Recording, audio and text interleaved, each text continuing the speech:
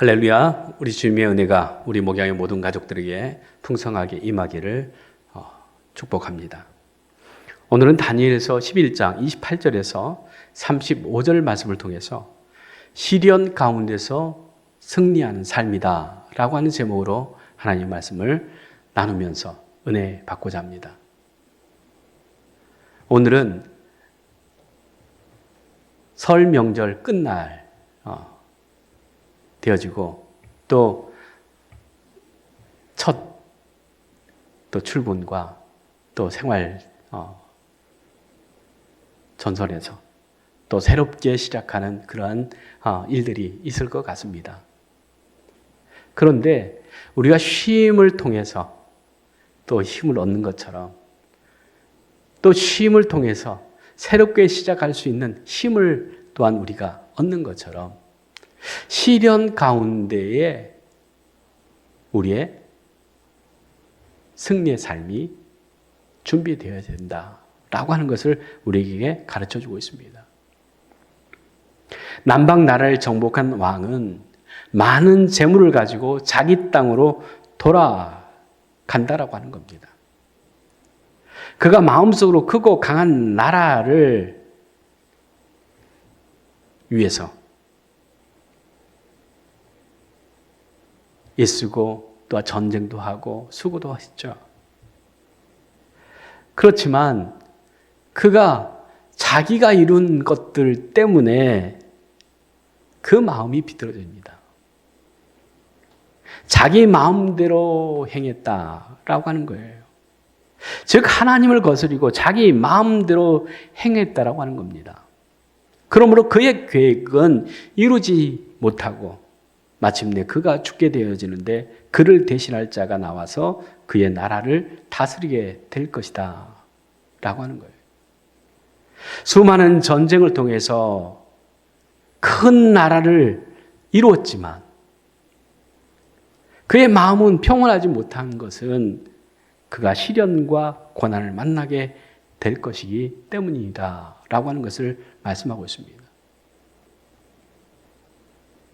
우리가 세상을 살아갈 때에 성공한 사람도 시련이 있고 또 힘이 있는 사람도 어려움이 있다고 하는 것을 우리가 깨달아야 됩니다. 나만 힘들고 나만 어려운 것이 아니라 세상에 살아가는 모든 사람들이 힘들고 어려운 때가 있다고 하는 거예요. 누구나 피할 수 없는 것이고 누구나에게 다 해당된 일이다라고 하는 겁니다. 성공한 왕, 정말로 모든 부귀와 영화를 누리는 그 사람에게도 시련과 고난이 따르게 되어지고 결국은 그 꿈을 다 이루지 못하고 망하고 죽고 만다라고 하는 것들을 우리에게 가르쳐주고 있습니다. 28절 말씀입니다. 북방 왕은 많은 재물을 가지고 본국으로 돌아가리니 그는 마음으로 거룩한 언약을 거스리며 자기 마음대로 행하고 본토로 돌아갈 것이다. 이렇게 말씀합니다. 여기서 말하는 북방 왕은 우리가 잘 알고 있는 알렉산더 대왕을 가르치고 있습니다. 알렉산더 대왕은 이 남방 이집트를 전쟁을 통해서 얻게 되어집니다. 주전 332년 당시 이집트는 페르시아의 지배를 받던 그러한 때였습니다. 페르시아에 의해서 이집트인들이 수많은 약탈과 또한 탈취를 당하게 되어지죠. 그렇기 때문에 감정적으로 별로 좋지 않았을 때에 알렉산더 대왕이 또 다른 정복자가 아니라 오히려 페르시아로부터 이집트를 해방해 준 왕으로 환영을 받았던 것 같습니다. 그래서 별 싸움 없이 이집트를 정복하게 되었지만 그보다 더 이집트인들이 종교와 전통을 존중하는 듯한 그러한 모습을 알렉산더 대왕이 보여줄 때에 오히려 자신들의 그 지도자로 쉽게 받아들이게 되었습니다. 특히 암몬 신전을 방문하여서 암몬의 아들이라고 하는 신적 권위를 인정받음으로 인해서 모든 것이 순조롭게 자기의 뜻대로 다 되는 것으로 생각하고 본국으로 돌아갔다고 하는 겁니다. 그러나 세상적인 목표와 욕망을 따라 자신의 계획을 세우고 성취를 추구하지만 결국 그의 뜻은 이루어지지 않았습니다. 무슨 일이 일어납니까? 29절 말씀 보면 작정된 기한이 그가 다시 와서 남방에 이를 것이나 이번이 그 전보다 못하리니 이렇게 얘기를 합니다. 그러니까 이 알렉산더 대왕이 죽고 난 다음에 이 헬라 나라의 왕이었던 안티오쿠스가 주전 168년경에 이집트를 다시 공격하러 왔다고 하는 겁니다. 그것은 작정된 기한에 이렇게 얘기를 합니다. 그 계획을 가지고 왔다라고 하는 것입니다. 그가 다시 남방에 왔다는 얘기를 합니다. 그런데 상황이 전혀 다르다는 것이에요. 전번만 못하다라고 하는 겁니다.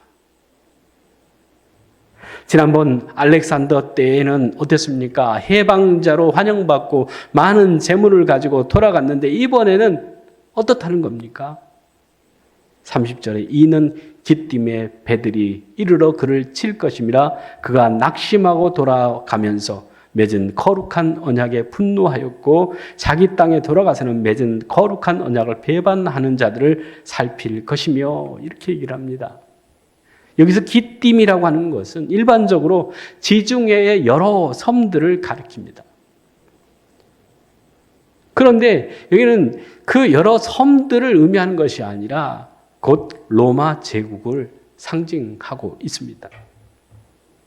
즉 로마의 라이나스가 이 안티오쿠스에게 물러날 것을 요구합니다. 이 가라고 하는 거죠. 이를 따르지 않으면 이제 로마와의 그 전쟁을 치를 수밖에 없다라고 경고하는 것입니다. 이로 인해서 안티오쿠스는 굴욕적으로 이 이집트에서 철수하게 되어집니다. 지옥적인 그러한 일을 겪은 이 안티오쿠스가 그냥 참았겠습니까? 31절 말씀 보면 군대는 그의 편에 서서 성소 곧 견고한 곳을 더럽히며 매일 드리는 제사를 폐하며 멸망하게 하는 가증한 것을 세울 것이며 오직 자기의 하나님을 아는 백성은 강하여 용맹을 떨치리라 말씀합니다. 안티오쿠스는 이 로마의 계보로 인해서 이 이집트로 가는 그 계획이 차절된 후에 그는 돌아가는 도중에 유대 지역을 거치면서 자신의 분노를 이 유대인들에게 퍼붓습니다. 특히 하나님을 믿고 섬기는 이 신앙을 따르는, 믿음을 따르는 그런 사람들을 탄압하게 됩니다. 그래서 주전 167년에 유대인들의 박해와 성전 모독 사건이 일어납니다. 이 안티오쿠스가 성전 모독한 것들을 간단하게 정리해 보면 이렇습니다. 유대교 율법 준수를 금하고 안식일법 그리고 할례, 정결법들을 지키면 처벌하고 더 나아가서 성전에 이 제우스 제단을 만들고 유대교회에서 부정하다라고 하는 돼지를 제물로 드리면서 하나님을 모욕하고 성전을 모욕합니다. 뿐만 아니라 예루살렘 전역에 그 신전을 세우고 헬라의 신과 문화를 따르도록 강요합니다. 얼마나 힘들겠습니까? 하나님을 믿자니 박해를 받을 수밖에 없고, 그렇다고 하나님을 버리자니 그 전통과 자기들의 그 신앙을 버려야 된다고 하는 것 아니겠습니까? 그러기 때문에 그 중에 하나님을 아는 백성은 강하여 용맹을 떨쳤다라고 말씀합니다. 즉 박해와 탄압에도 굴복하지 않는 믿음의 사람들이 있었다라고 하는 겁니다. 그런데 그런 사람들이 있는가 하면 믿음을 배반하고 믿음에서 떨어져 나간 사람들이 있었다라고 하는 것입니다. 32절 말씀 보면 그가 또 언약을 배반하고 악행하는 자들을 속임수로 타락시킬 것이나 이렇게 말씀합니다.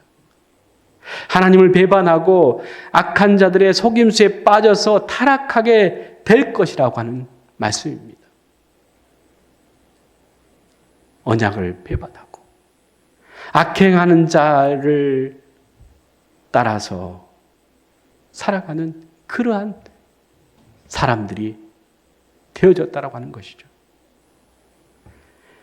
그런데 33절에 백성 중에 지혜로운 자들이 많은 사람을 가르칠 것이나 그들이 칼날과 불꽃과 사로잡힘과 약탈을 당하여 여러 날 동안 몰락하리라 말씀합니다.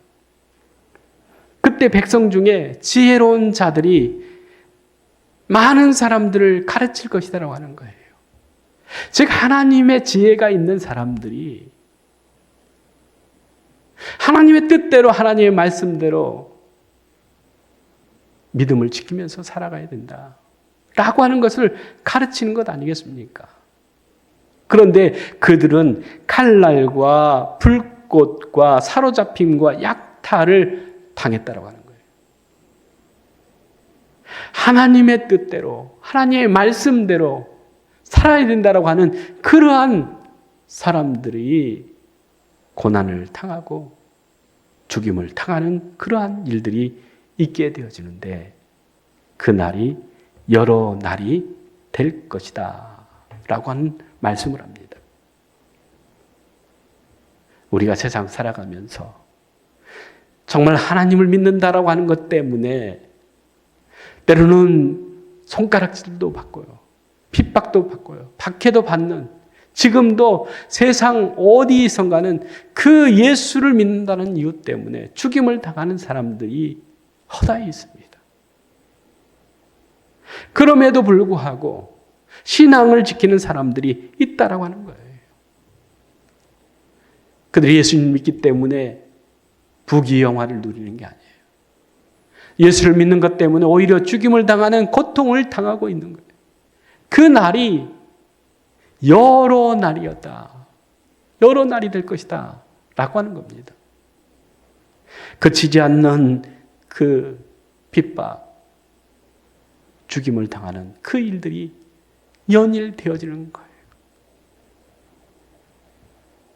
그런데 34절입니다. 그들이 몰락할 때에 도움을 조금 얻을 것이나 많은 사람들이 속임수로 그들과 결합할 것이며 그러나 그들이 조금 도움을 받게 될 것이다. 이렇게 얘기를 합니다.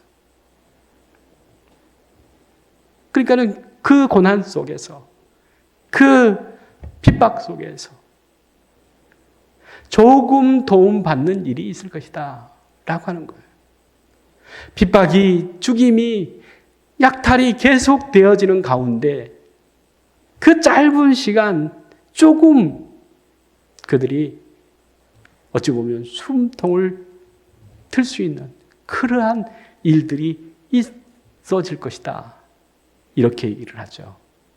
그런데 35절에 또 그들 중 지혜로운 자 몇 사람이 몰락하여 무리 중에서 연단을 받아 정결하게 되며 희게 되어 마지막 때까지 이르게 하리니 이는 아직 정한 기한이 남았습니다. 말씀합니다. 유대 하나님의 그 백성들, 믿음을, 신앙을 지키고자 했던 그 사람들, 연일 계속되어지는 그 핍박과 죽임의 고통 속에서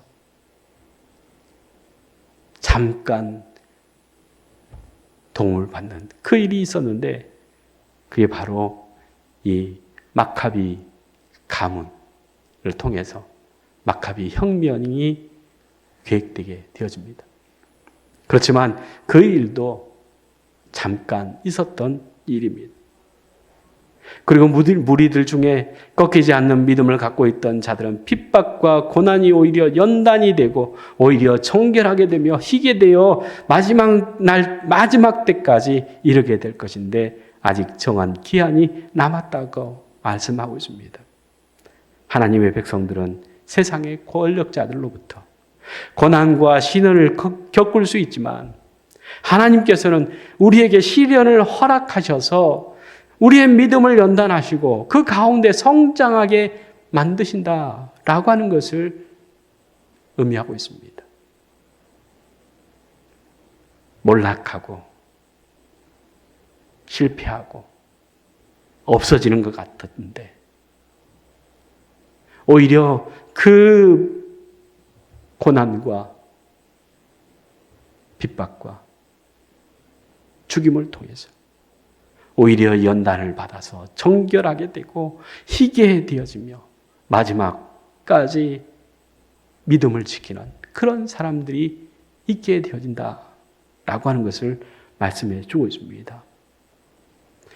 욥기 23장 10절 말씀 보면 그러나 내가 가는 길을 그가 아시나니 그가 나를 단련하신 후에는 내가 순금같이 되어 나오리라 말씀합니다. 지금도 우리들에게 신앙의 그 시험이 올 수 있습니다. 아니 지금도 그 시련의 가운데 있을 수 있는 분들이 있을 수 있습니다. 그러나 여러분 포기하지 마시기 바랍니다. 연단을 통해서 고난을 통해서 핍박을 통해서 오히려 정결하게 되고 희게 되어져서 하나님의 거룩한 옷을 입는 구원받은 사람들이 되어진다라고 하는 것을 우리에게 말씀해 주고 있는 것 아니겠습니까?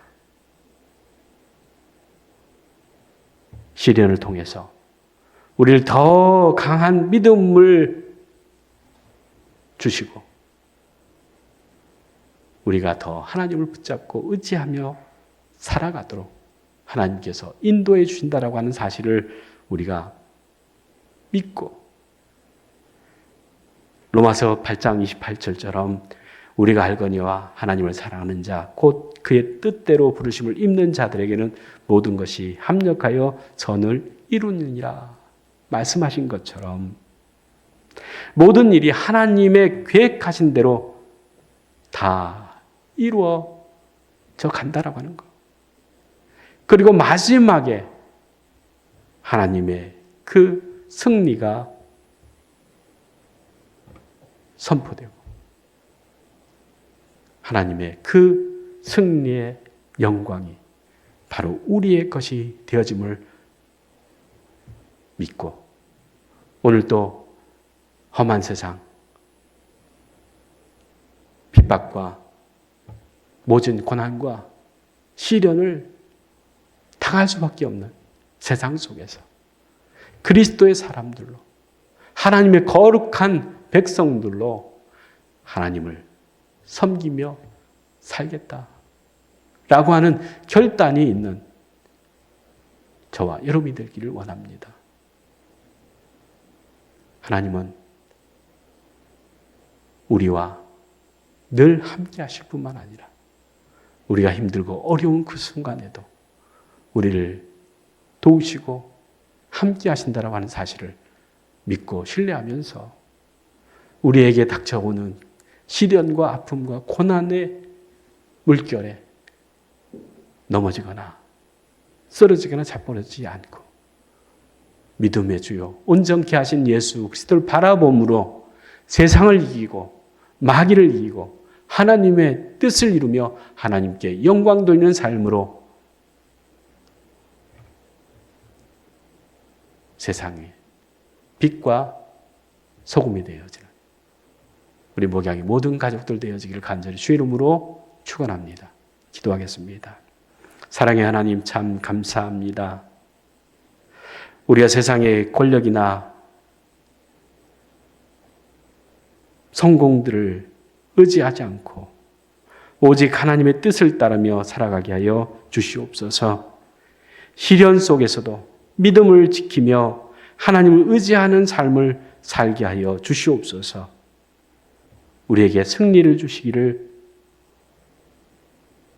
기대하며 소망하며 주의 제단의 뿔을 부여 잡고 기도하며 믿음으로 나가는 우리 목양의 모든 가족들 되게 하여 주시옵소서. 예수님의 이름으로 기도드리옵나이다. 아멘.